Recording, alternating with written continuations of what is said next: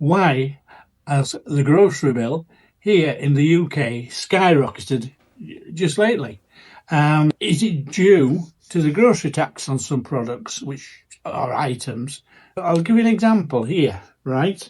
Now this one, £1.75. It's almost twice converted to US currency. And the date on here is the 25th of the 5th, 25. Right, so that is the 25th of May. Now then, this one, £1.99. And the date on this one is 22nd of the 6th, 25. So virtually, between these two packets, there's a month, right? But the increase is over 13.5%. That's just on one item, an increase of... Nice watch. I don't know what kind of watch that is. 13.5% or over 13.5%. And the pensioners, they got 4.1. So in the UK, they call retired folks pensioners. 1%. So there's something not quite right. But because of the packaging on this, it could be all to do with the grocery tax, which is a levy put on certain items to try and keep us get down to net zero, so, on packaging.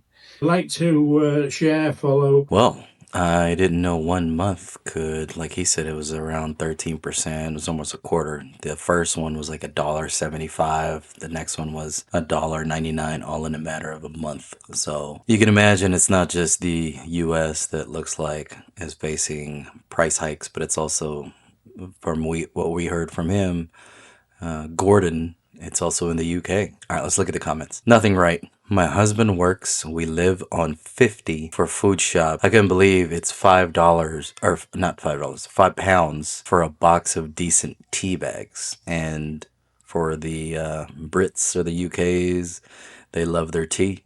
I guess equivalent to coffee here in America. And people will still vote Labor. NI increase. Higher energy and water bills, minimum wage increase, and business rates increase. This is 100% down to labor because those increases have to be paid by these business customers. Wow. Well, there you go. All right, let's go to the next one. Is anyone else noticing their grocery bill going up a lot? Because beef in general, just ground beef, chuck roast, ribeye, I don't know, we save from the previous month. We got time to splurge on the next month. We'll get some ribeye, but 100%, at least in our town or in our area here. I shop at Sprouts 90% of the time.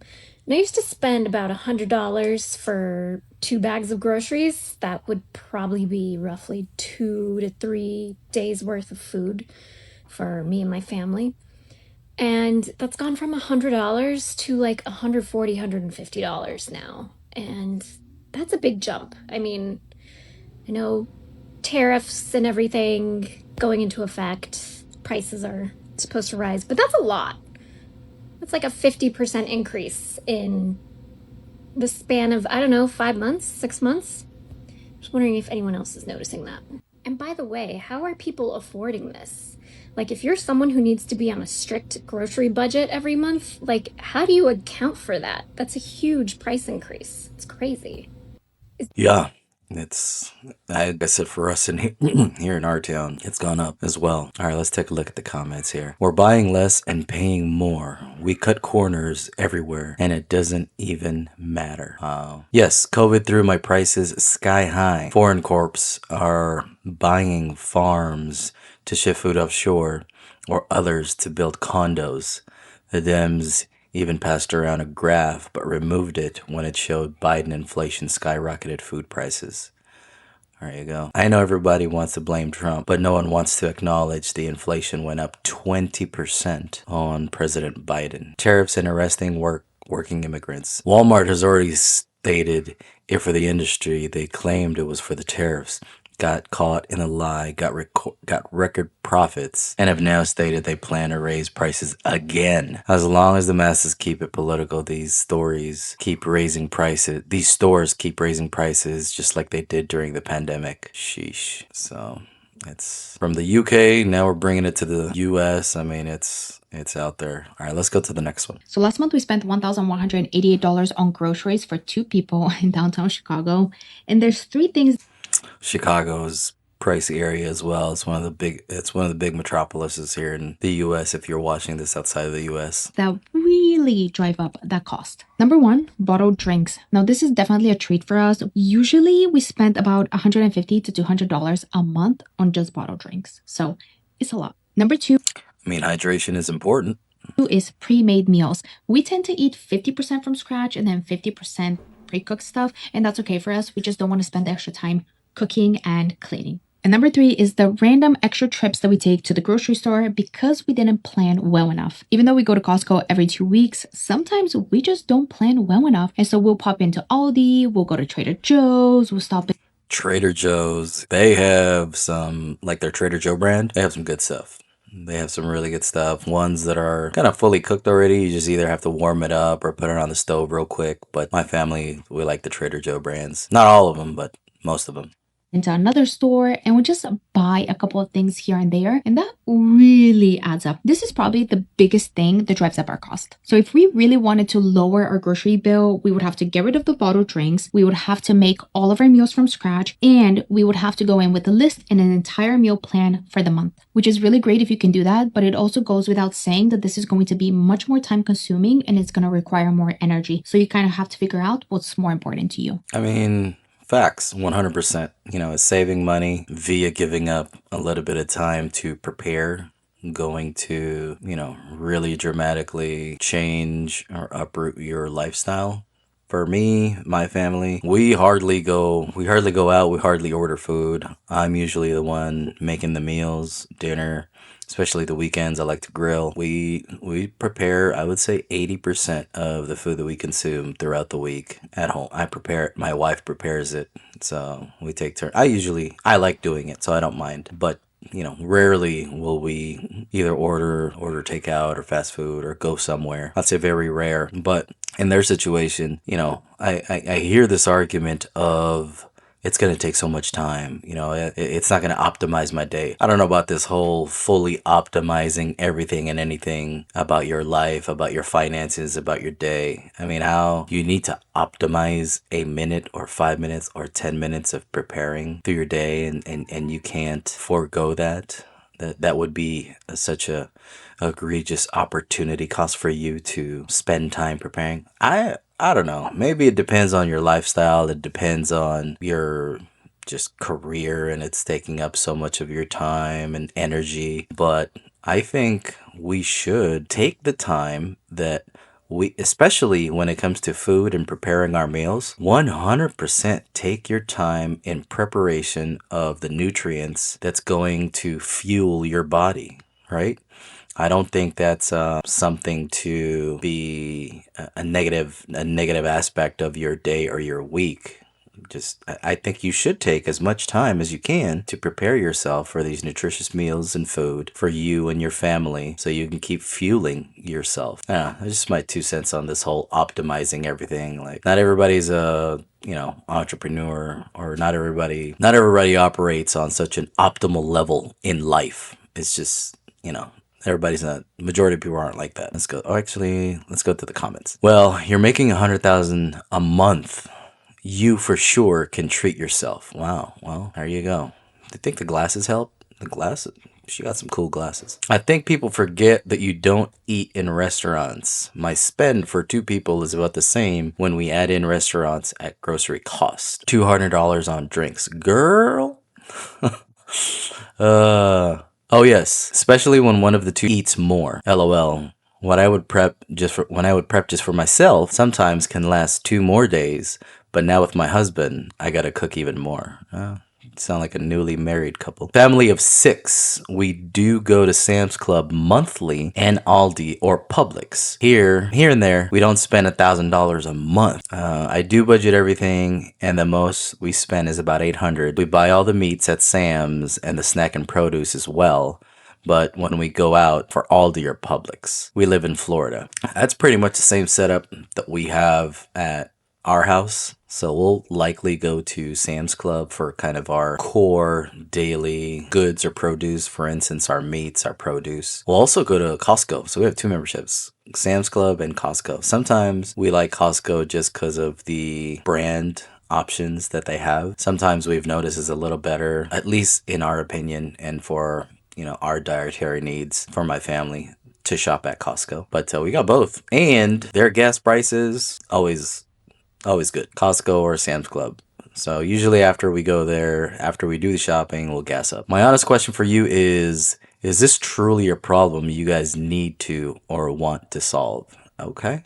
There you go. Getting down to the nitty gritty. All right, I'm going to read one more. I personally plan the meals for the week, so I go to the store once and get all the ingredients. I don't like frozen meat. If I don't count soda, $120 for 7 meals on average. Wow, look at you. Okay, well, yeah. What are your dietary plan, or do you have any restrictions? That's a lot of meals. Now, is this like just lunch, or is this breakfast, lunch, and dinner for the 7 meals on average for 120? Because if you're eating 3 meals a day, that's what? That's a day, 2 days, and 1 breakfast or lunch or dinner, I guess. Or if you're intermittent fasting, is that just like 1 meal a day? In which case, that's a full week. 7 meals, 7 days. I don't know. It didn't get into the details. I like that. Frozen meats.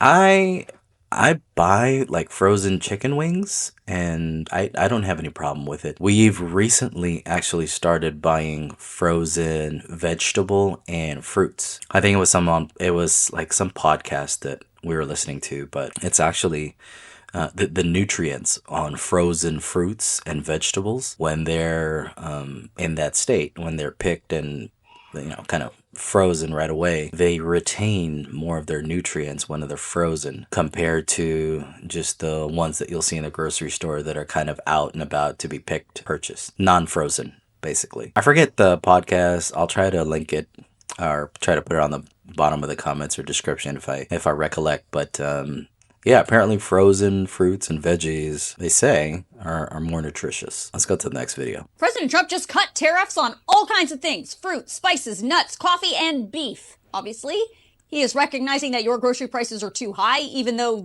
this is what he said about it publicly just last week. I don't want to hear about the affordability, because right now we're much less.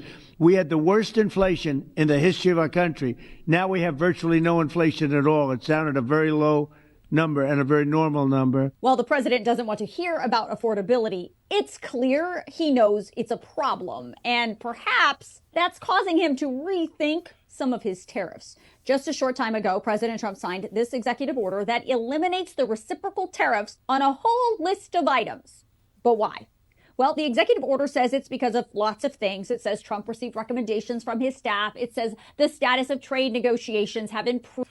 I feel like she used to be like a newscaster, just an anchor person. But, no, she's presenting super well. But it also clearly says it's happening because of the current domestic demand for certain products and the current domestic capacity to produce certain products. Among other things, I have determined that it is necessary and appropriate to further modify the scope of products subject to the reciprocal tariff specific. All right, I get the gist of it. Let me go to the comments.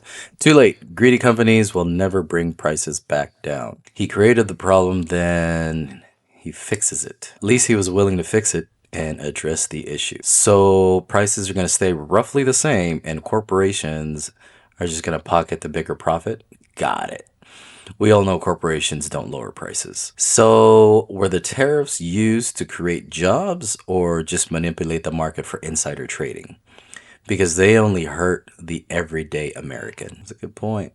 Something to consider. And darn well, good and well companies are not going to lower prices that they've already passed on the consumer. This is a corporate money grab scheme. The Supreme Court is going to reverse the tariffs, but those prices are already in place. All right, I'm going to read one more. Just because the tariffs are gone doesn't mean that these companies are going to charge any less for these groceries. They see that they're willing to pay for it now. They're going to keep it that price. Maybe we'll get lucky, a couple things will go down. However, probably not, because they want the money. I mean, the consensus so far from what I'm seeing on the comments is money, money, money. Companies grab. I don't know.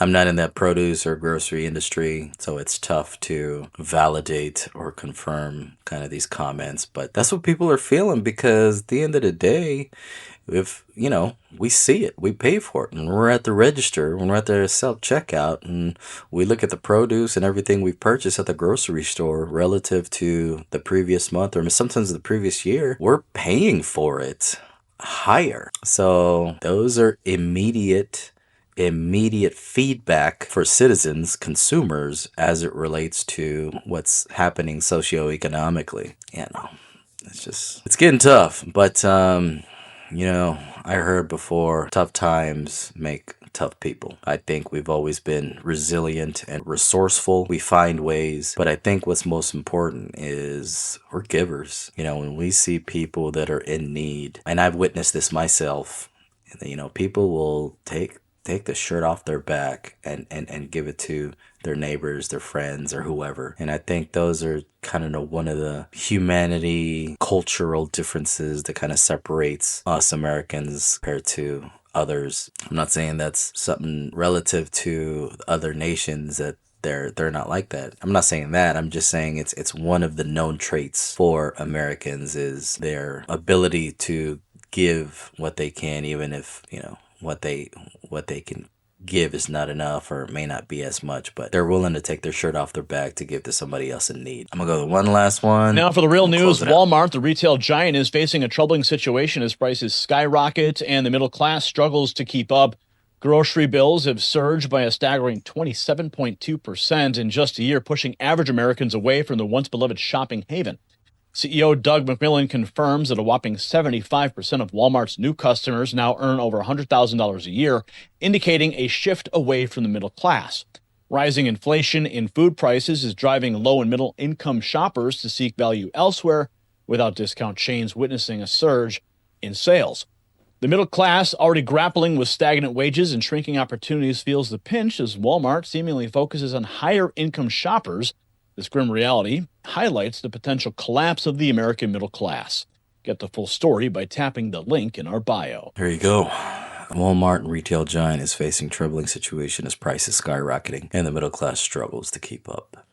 Let's take a look at the comments. I thought it was the only one thinking every month it seems every item price increases at least $1. No, you're not the only one. And it's not just the big cities. For instance, New York, LA, Miami, Chicago, Dallas, Fort Worth, Houston. It's happening in the neighboring pockets within those bigger cities as well. And states, like for instance, in the Midwest and kind of central. I mean, at least we're feeling it down here in Texas, South Texas. So what they're reporting, at least from my perspective and, you know, how we purchase groceries and goods, it's true. It's gone up. I spent no less than $65 when I shop for a family of 4 for one dinner. One dinner. Wow. I've cut back on eating because of inflation. It's sad. People can't afford to eat healthy, home-cooked meals. I mean, you just got to get creative. You know, you got to get creative. That's what I do with my family. Like I said, 80% of the time throughout the week, we're cooking.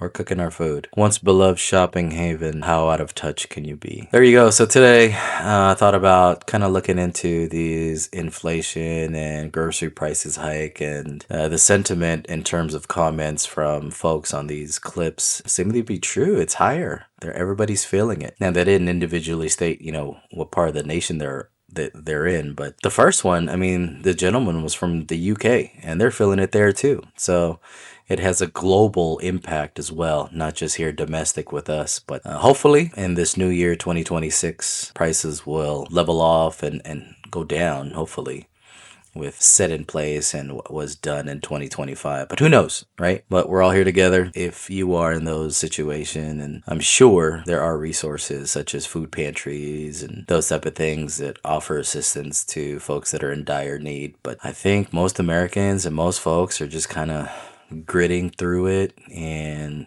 they have to adjust and pivot, maybe look at alternative options, not what they're used to in terms of name brand goods or items that they normally buy. Sometimes you got to look at, you know, non-name brand items just for the cost benefit. It is what it is. If you found any value with this video, please consider subscribing. Other than that, we'll see you on the next video.